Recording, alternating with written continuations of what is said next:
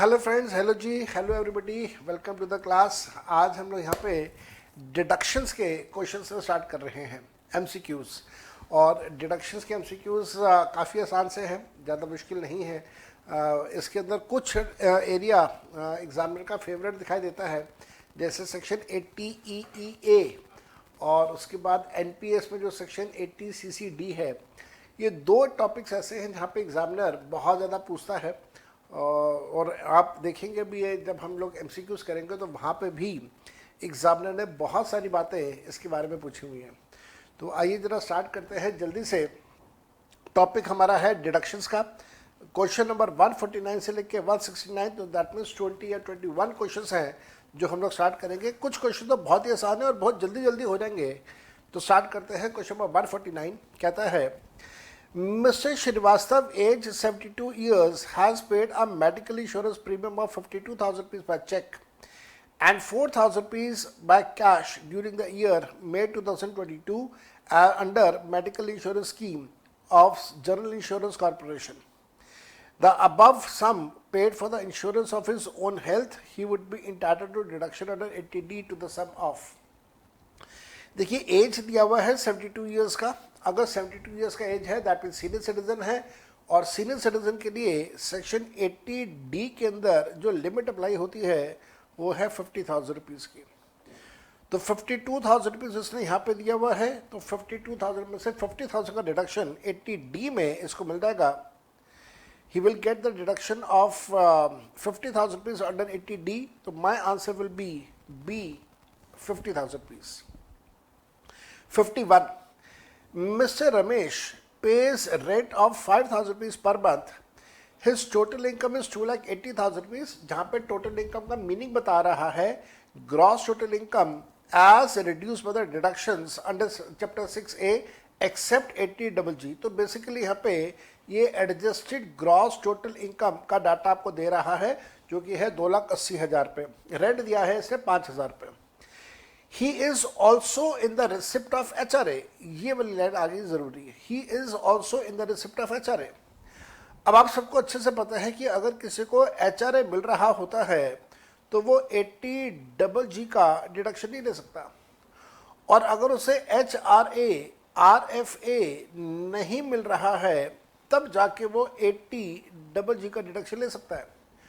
तो हमारे इस क्वेश्चन के अंदर आंसर होगा हमारा डी। उसको कोई 80GG का डिडक्शन नहीं मिलने वाला। He will not be allowed deduction under 80GG, क्योंकि उसने कोई रेंट पे नहीं करा है और क्योंकि उसने HRA रिसीव करा है, इस वजह से 80GG का डिडक्शन उसको नहीं मिलेगा। क्वेश्चन नंबर 151, एग्जामिनर कहता है, mister an individual has paid life insurance premium of 25,000 rupees during the previous year for the policy of 1 lakh rupees which was taken on 1st of April 2017। अब क्योंकि यहाँ पे अप्रैल 2017 लिखा हुआ है, इस वजह से आपको याद है कि 10% की लिमिट यहाँ पे अप्लाई होती है। 10% किसका होगा? 10% होगा सम एश्योर्ड का, दैट इज 1 लाख का 10,000 पे। 10,000 पे से ज़्यादा का अगर आप प्रीमियम पे कर रहे हैं तो आपको डिडक्शन 10,000 का ही मिलेगा, एक्स्ट्रा अमाउंट का आपको डिडक्शन नहीं मिलेगा। यहाँ पे 25,000 पे किया तो डिडक्शन 10 का ही मिलेगा अंडर सेक्शन 80C। उससे ज़्यादा का डिडक्शन आप 80C में नहीं ले सकते।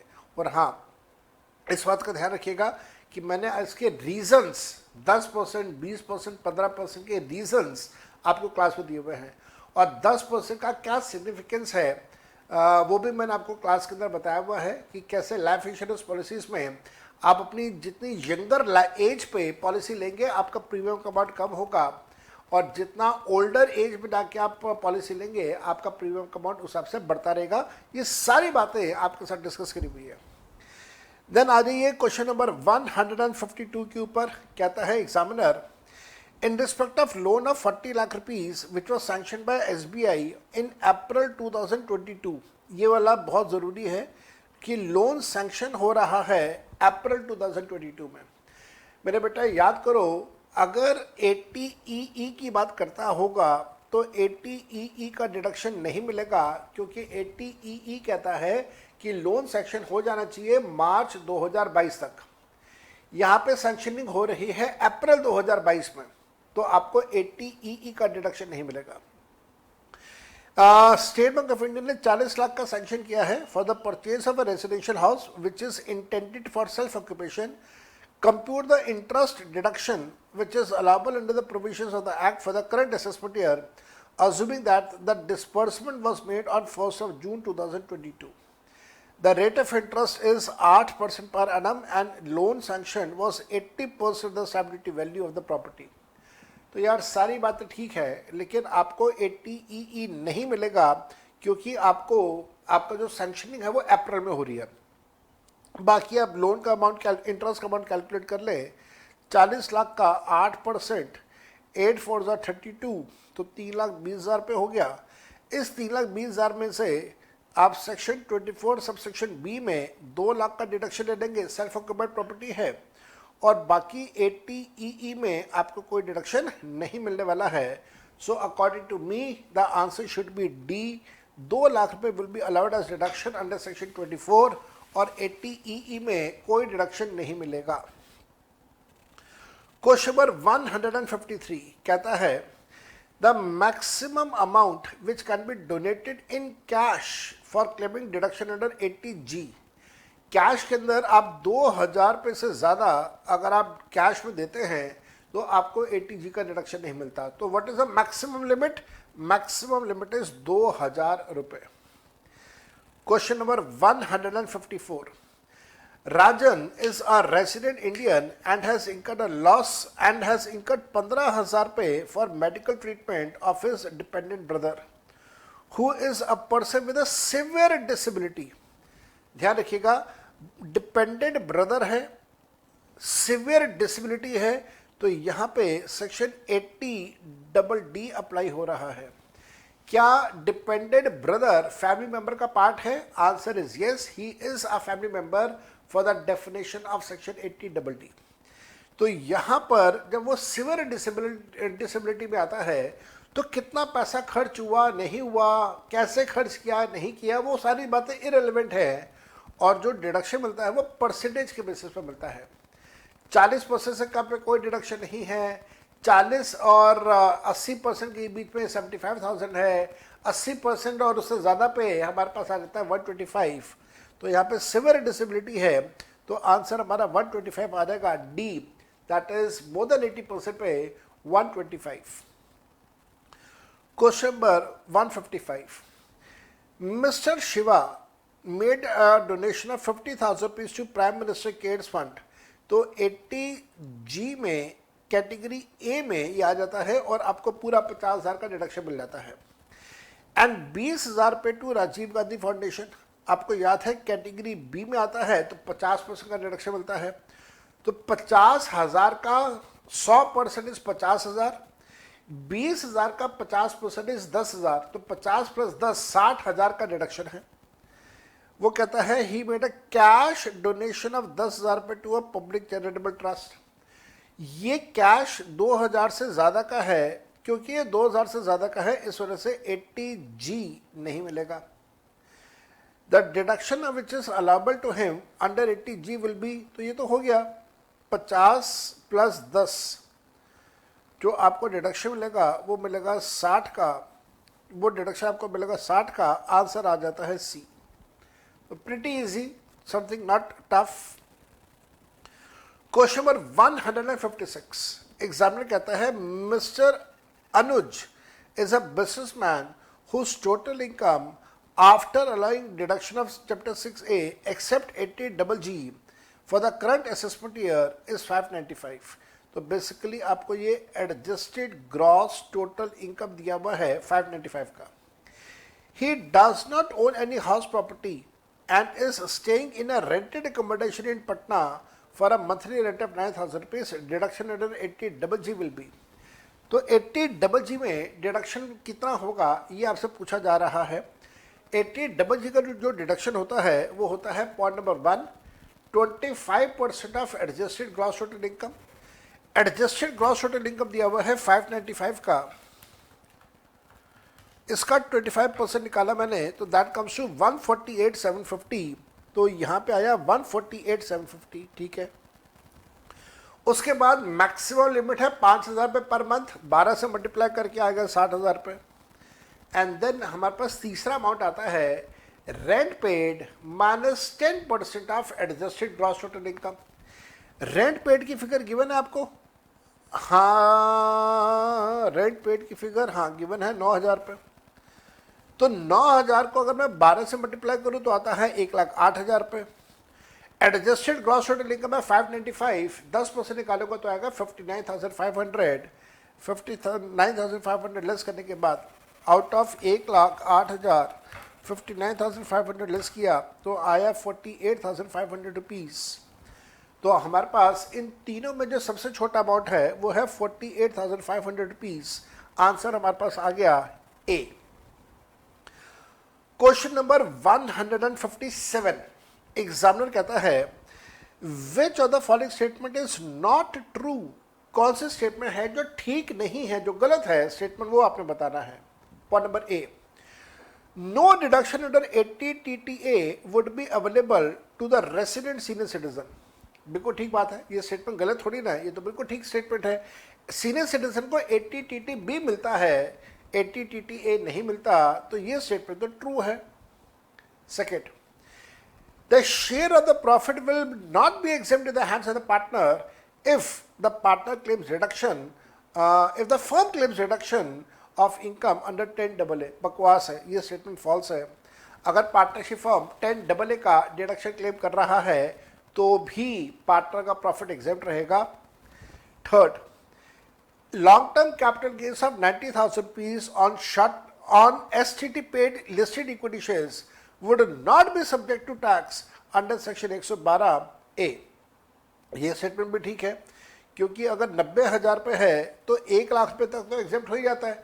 तो आप पूरे का पूरा 90,000 रुपये ग्रॉस टोटल इनकम में इंक्लूड करोगे और उसके बाद फिर आपने जब टैक्स कैलकुलेशन करनी है तो 90,000 रुपये को छोड़ देंगे, क्योंकि सारा एग्जेम्प्ट हो जाएगा, 1,00,000 से कम है।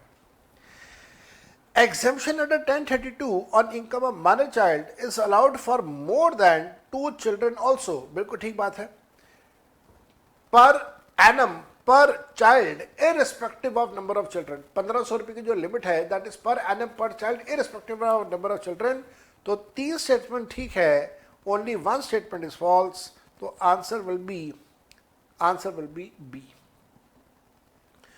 क्वेश्चन नंबर 158, एग्जामिनर कहता है the gross total income of Arpita for the current assessment year is 6 lakh रुपए। She had taken a loan of 7,20,000 रुपए in the current financial year from a bank for her husband who is pursuing MBA from IIM Calcutta. On 2nd of April 2022, she paid the first installment of the loan of 45,000 rupees and interest of 65,000 रुपये। Compute हर total income. तो बड़ा आसान हो गया, इसमें तो कोई problem ही नहीं है। एक तो ये ध्यान रखिएगा कि अगर आपने अपने हस्बैंड के लिए एजुकेशन लोन लिया है तो husband is a family member as per section 80E, तो आपको 80E का डिडक्शन यहाँ पे मिल सकता है। फिर आपको ग्रॉस टोटल इनकम दिया हुआ है 6 लाख रुपए का, और उसमें से आप 80E का अमाउंट लेस करेंगे, कितना आता है 80, 65,000 आता है। तो आप इसको लेस करेंगे तो total income will be 5,35,000 rupees. तो मेरा आंसर आता है B, 5,35,000 rupees. Question number 159, examiner कहता है Mr. Arjun is a businessman whose total income after allowing deduction of Chapter 6A except 80GG for the current assessment year is 550. He does not own any house property and is staying in a rented accommodation in Patna for the monthly rent of 8,000 रुपये। Deduction under 80GG will be, यार ये question तो अभी किया था, repeat है, ये question तो रिपीट हो गया। तो ये क्वेश्चन रिपीट हो गया, इस बात का ध्यान रखिएगा। ये क्वेश्चन अभी मैंने आपको करवाया है, ये रहा ऊपर दिया हुआ है, अनुज वाला क्वेश्चन दिया हुआ है, ऊपर अनुज लिखा हुआ था, यहाँ पे अर्जुन लिख दिया। बाकी क्वेश्चन इज सेम, थोड़ा सा फिगर्स में हेर फेर है, लगभग सेम है। मॉक टेस्ट पेपर नवंबर 2019, 2 नंबर का क्वेश्चन था। एग्जामिनर कहता है Which of the following statement is or are correct in respect of deduction allowed to an SSC in respect of certain donations for scientific research and rural development under 80 GGA? वो कह रहा है कि इनमें से कौन सी स्टेटमेंट करेक्ट है, आपने ये बताना है रिलेशन टू 80 GGA। 80 GGA से रिलेट करते हुए कौन कौन सी जो स्टेटमेंट्स है वो ठीक हैं, आपने ये बताना है। Point 1, deduction is not allowed to an SSC having income from business. बिल्कुल ठीक बात है। जिसका बिजनेस है वो तो अपने प्रॉफिट एंड लॉस अकाउंट में सेक्शन 35 के हिसाब से डेबिट कर देगा, उसे 80 GGA का डिडक्शन नहीं मिलेगा। ठीक स्टेटमेंट है। The maximum amount of deduction allowed is 2000 rupees. नहीं, ये ऐसा तो नहीं है। 2000 का लिमिट तो कैश में है, मैक्सिमम लिमिट थोड़ी ना। 100% deduction is allowed if the amount is in excess of 2000 rupees paid by any mode other than cash. बिल्कुल ठीक बात है। अगर कैश है तो 2000 की लिमिट है और अदरवाइज जो है वो सारा डिडक्शन मिल रहा था आपको, तो ये स्टेटमेंट ठीक है। Deduction is allowed to an SSC having income from salary. बिल्कुल ठीक है। Any sum paid to the university to be used for the scientific research is allowed if university is approved under 35। बिल्कुल ठीक है। Any sum paid to the notified urban development fund is allowed। मेरे ख्याल से ये वाली statement जो है ये भी ठीक है। यार सारी स्टेटमेंट ठीक है, सिर्फ एक स्टेटमेंट गलत है, वो है सेकंड स्टेटमेंट। ये सेकंड स्टेटमेंट गलत है, तो इसका मतलब 1, 3, 4, 5, 6 सब ठीक है, 2 को छोड़ दे। तो आंसर ए है जहां पे 1, 3, 4, 5, 6 दिया हुआ है आपको। तो 1, 3, 4, 5, 6 all statements are right except statement number 2। Then mock test number 2 of May 2021, 2 number का क्वेश्चन था। एग्जामिनर कहता है mister Krishna is a resident Indian, as 61 years. Krishna है, 61 ईयर्स की एज है, maintains a savings account with a cooperative land development bank and earns 20,000 rupees as an interest on the savings account for the current financial year 22-23. Krishna also maintains fixed deposit and recurring deposit with Money Finance, a non-banking finance company, NBFC। मेरे बेटा याद रखिएगा, अगर आप 80 TTA की बात करें और 80 TTB की बात करें, दोनों की बात कर रहा हूँ मैं। 80 TTA नॉन सीनियर सिटीजन को मिलता है, TTB सीनियर सिटीजन को मिलता है। दोनों के केस में क्या होगा, जो जहां पे आपने पैसा जमा करवाना है वो होगा या तो पोस्ट ऑफिस या नॉर्मल कमर्शियल बैंक जो होता है वो, या फिर जो कोऑपरेटिव बैंक्स होते हैं वो। आप NBFC की अगर बात करें तो NBFC दोनों में से किसी भी सेक्शन में कवर नहीं होता। NBFCs are not allowed. यहाँ पे तो ये कह रहा है कि इसने कुछ पैसा NBFC में भी जमा करवाया जहाँ से वो इंटरेस्ट कमा रहा है, NBFC की वजह से 80 TTA TTB का डिडक्शन नहीं मिलेगा। ध्यान रखना इस बात का। वो कहता है NBFC से इसने 25,000 रुपये और 10,000 रुपये का इंटरेस्ट कमाया है respectively. What would be the deduction allowable to mister Krishna under chapter 6A if he does not opt for section 115 BAC for the current assessment year?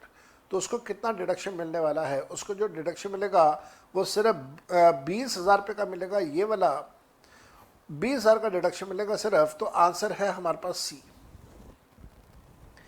Next आ जाओ। Mock test number 1 of November 2021, 1 mark. Mr. Ashutosh purchased his first dream home in Bangalore on 16 August 2021, which is self-occupied by him। तो date relevant है, अगस्त 2021 self occupied है। He applied for home loan of 40 lakh रुपए from IDFC Bank on 15 July 2021 and the same was sanctioned by him on 20 जुलाई 2021। अब आप ध्यान से देखें, यहाँ पे 80 EE की कंडीशन सेटिस्फाई हो रही है, टाइम पीरियड सेटिस्फाई हो गया, जो अमाउंट है वो 45 लाख का है, तो यहाँ इस केस में 40 दिया हुआ है, तो अमाउंट वाली कंडीशन सेटिस्फाई हो गई। स्टैम्प ड्यूटी वैल्यू 45 लाख रुपए होना चाहिए, यहाँ पे वो कह रहा है स्टैम्प ड्यूटी वैल्यू 44 लाख रुपए है, तो ये भी सेटिस्फाई हो गया। The interest due on the said home loan is 375, तो 375 का होम लोन दिया हुआ है आपको interest for the current financial year. Due to the liquidity issue mister Ashutosh could pay only 326, कोई बात नहीं। अगर वो पे कर रहा है 326 तो भी उसको डिडक्शन 375 का मिल जाएगा। याद करना, मैंने हाउस प्रॉपर्टी के चैप्टर में आपको ये बात लिखवाई हुई है कि अगर आपको लेंडर सर्टिफिकेट इशू करके दे रहा है तो जितना इंटरेस्ट वो सर्टिफिकेट में मेंशन कर रहा है उस इंटरेस्ट का आप डिडक्शन ले सकते हैं, चाहे आपने वो पे किया है तो भी एक्रूअल बेसिस पे ले सकते हैं। तो instead of 326 you can claim deduction of 375। Compute the total interest deduction of mister Ashutosh can claim for the current assessment year. तो आप एक काम कीजिएगा, 375 को 2 पार्ट में डिवाइड कर दीजिएगा।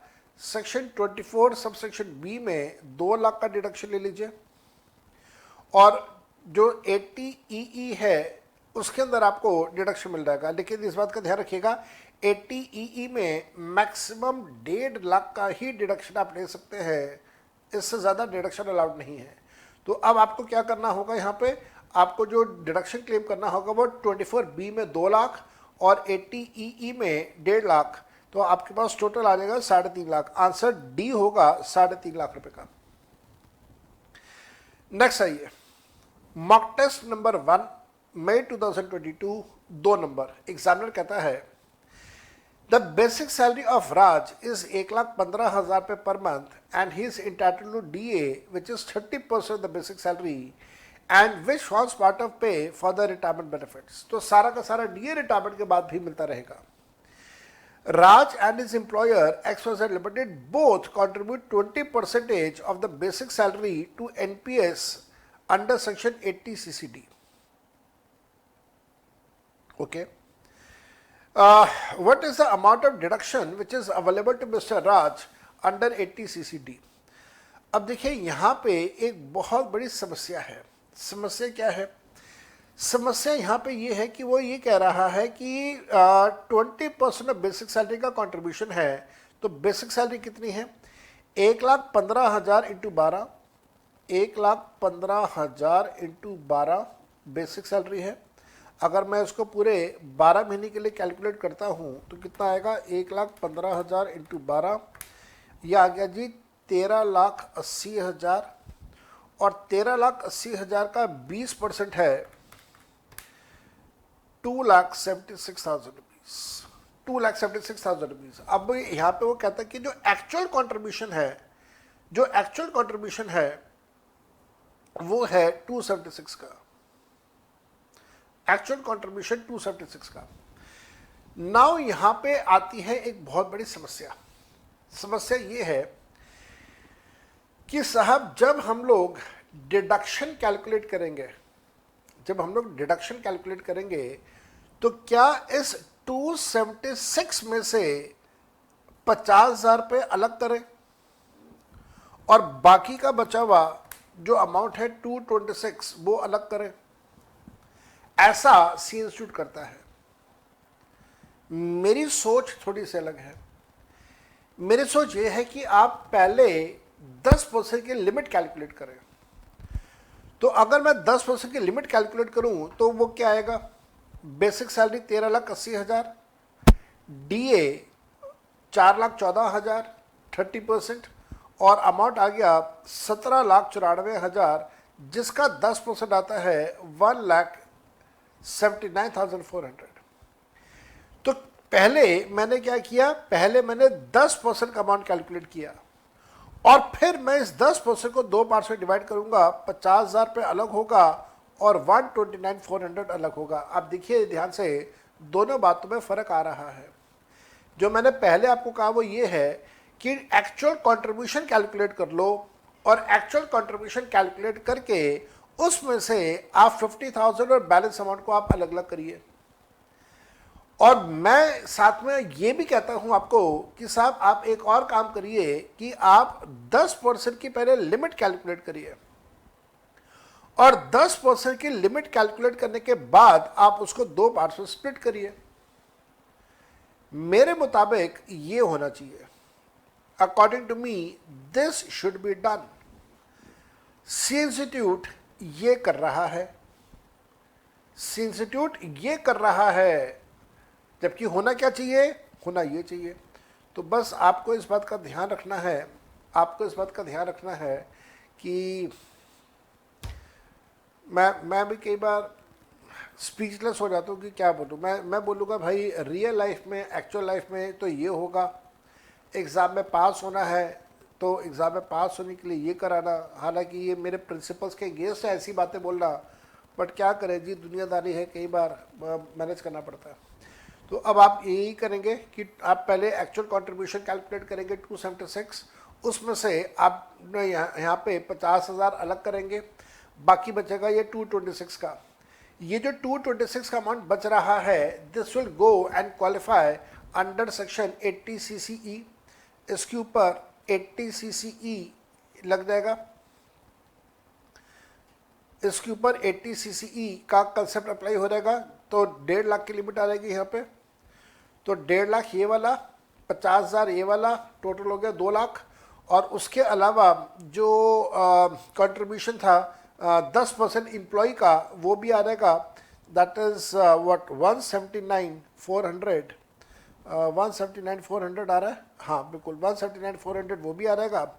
जो एम्प्लॉयर का कंट्रीब्यूशन है वो भी आपके पास यहाँ पे अमाउंट आ जाएगा, and then the total deduction will be 379,400। तो आंसर दिया हुआ है यहाँ पे 379,400। Even though I disagree with this, और मैं आपको यही कह रहा हूँ कि आई डिसएग्री, और मेरे हिसाब से जो आंसर है वो आना चाहिए 358,800। According to me the answer should be D, but यहाँ पे सी इंस्टीट्यूट ने इसका आंसर दिया हुआ है सी। तो मैंने अल्टरनेटिव सोल्यूशन आपको साथ में दे दिया है यहाँ पे। Then we have mock test. Then we have mock test number 1, November 2022, 2 marks का क्वेश्चन था। एग्जामिनर कहता है Rudra limited has 2 units, one in SEZ and another one in DTA। तो एक SEZ है स्पेशल इकोनॉमी जोन, दूसरा DTA है domestic tariff area. The unit in SEZ was set up and started manufacturing in May 2018, and the unit in DTA was started from July 2019. तो मई 18 का मतलब हो गया फाइनेंशियल ईयर 18-19, 19-20, 20-21, 21-22, 22-23। तो ये 5वां साल है। तो प्रॉफिट का 100% का आपको डिडक्शन मिल जाएगा। तो आप पहले एलिजिबल प्रॉफिट निकाल लीजिए। एलिजिबल प्रॉफिट का 100% करेंगे, आपके पास 10AA का डिडक्शन आ जाएगा।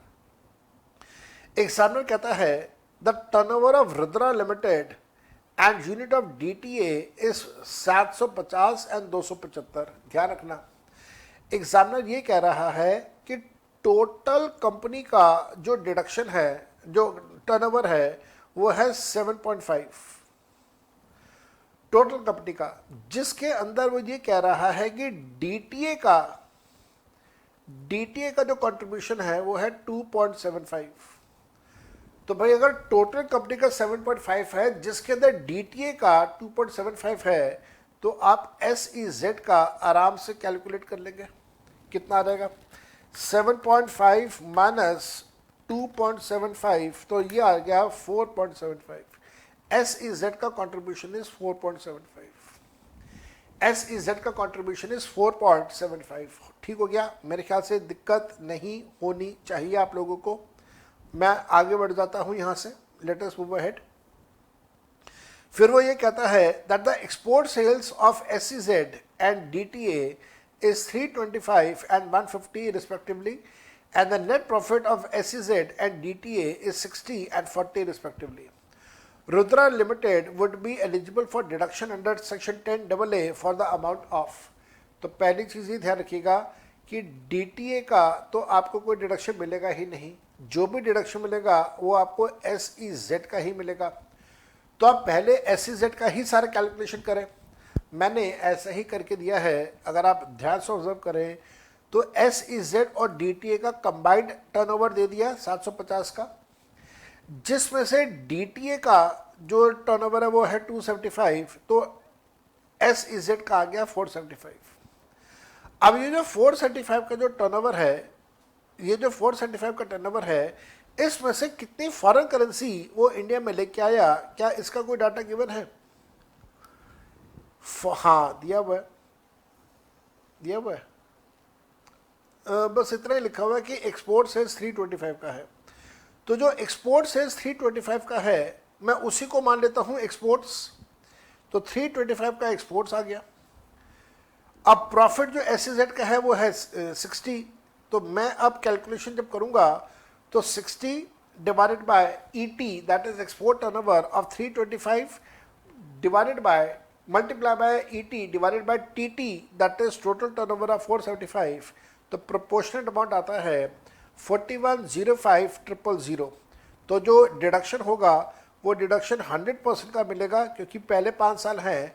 तो 100% के हिसाब से जो हमारा आंसर आता है वो आता है 4105,000। अब 4505,000 में हमारा आंसर आ जाता है ए। मेरे को लगता है ए में शायद कुछ टाइपिंग एरर है, यहाँ पे 263 लिखा हुआ है, इसको ज़रा एक बार ठीक कर लीजिएगा। This is not 263, this is 200, this is 000, sorry.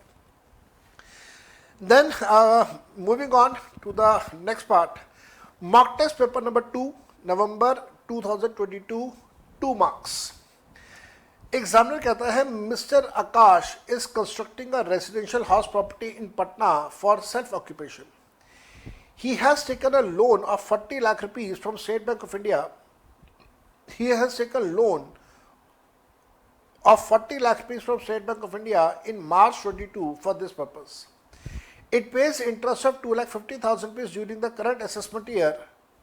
He repays 150 towards principal amount in March 23.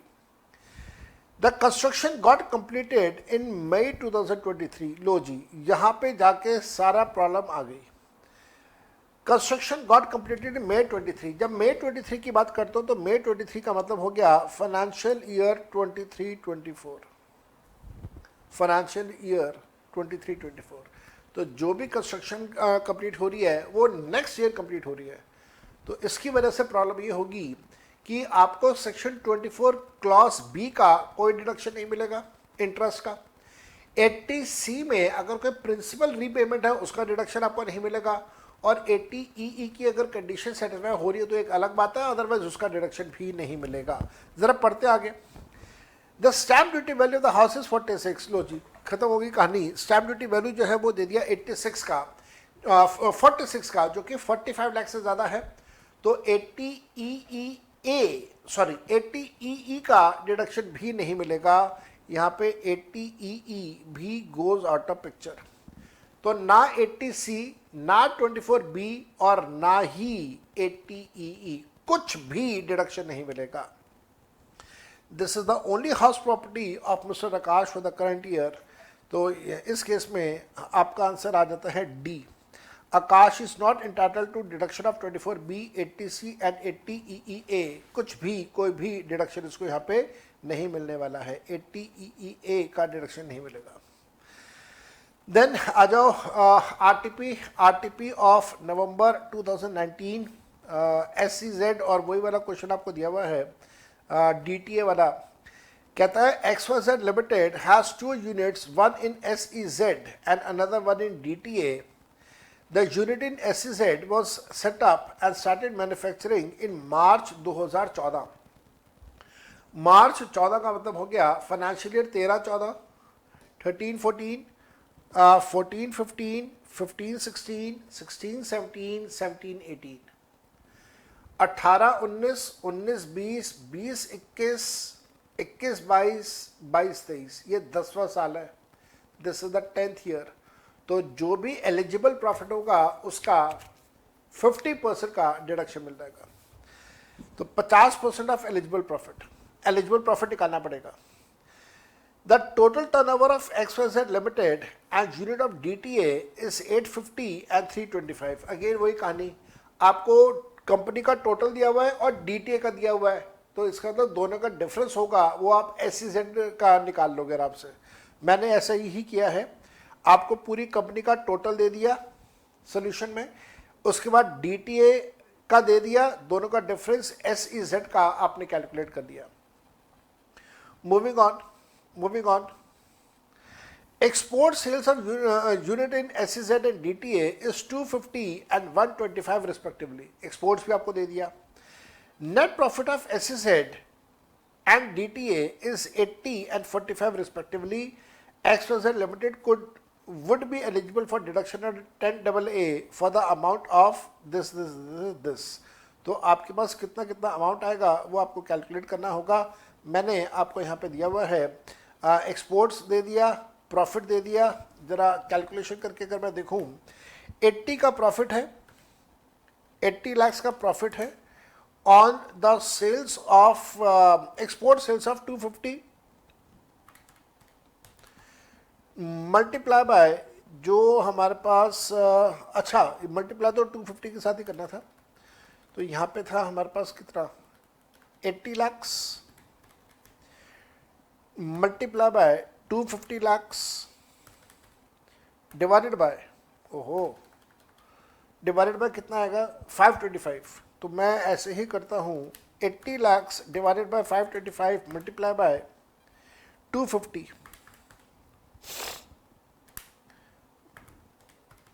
Multiply by lakhs, तो ये आ गया 380,9524। ठीक है, और उसका 50% निकाला, एलिजिबल प्रॉफिट का 50%, तो दिस विल गिव मी 1904762। बिल्कुल ठीक है जी।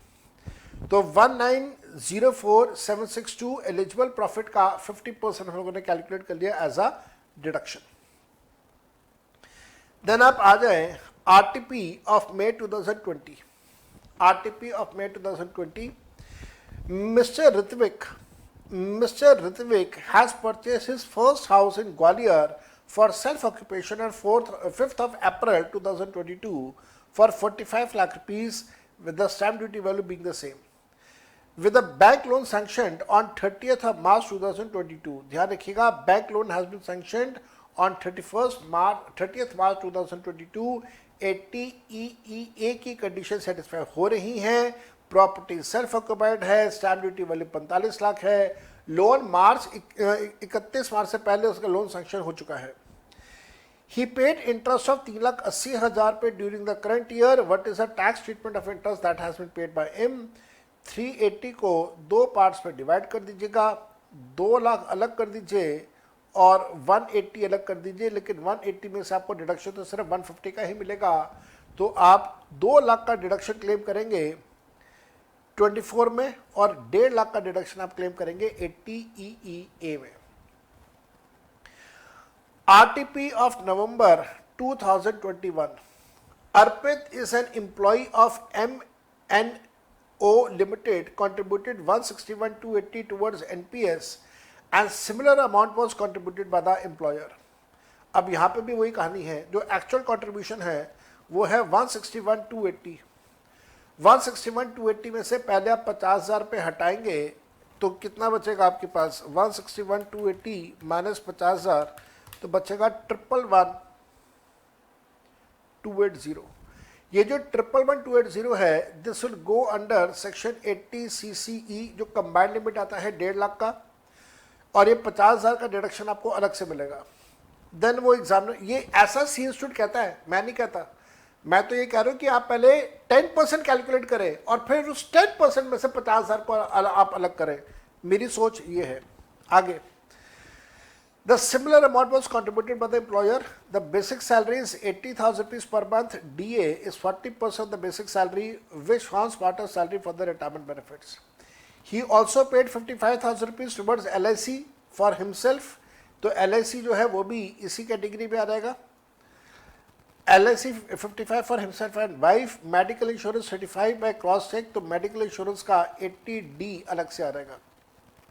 For his mother being a senior citizen during the previous year 22-23.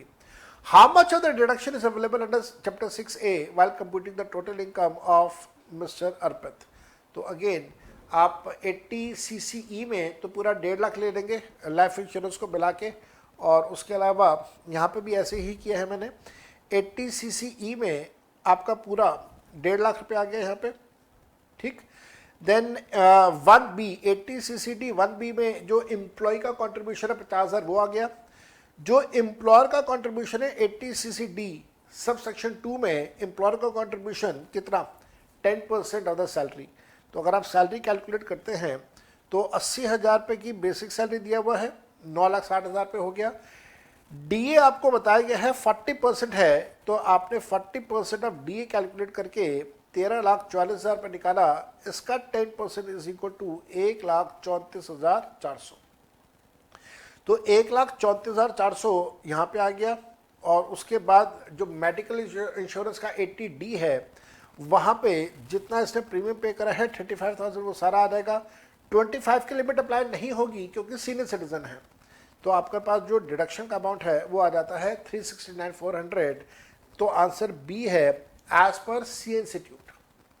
मैं कहता हूँ ऐसा नहीं करना, मैं ये कहता हूँ कि आप पहले 10% कैलकुलेट करें, बेसिक सैलरी निकाला, डीए निकाला, टोटल आ गया 13,44,000, उसका 10% इज 134,400। अब आपके पास ये जो 134,400 आया इसको आप दो पार्ट्स में स्प्लिट करिए। 50,000 रुपये अलग कर दीजिए, 134,400 में से 50,000 रुपये आप अलग कर दीजिए और बाकी 84,400 रुपीज़ बचा।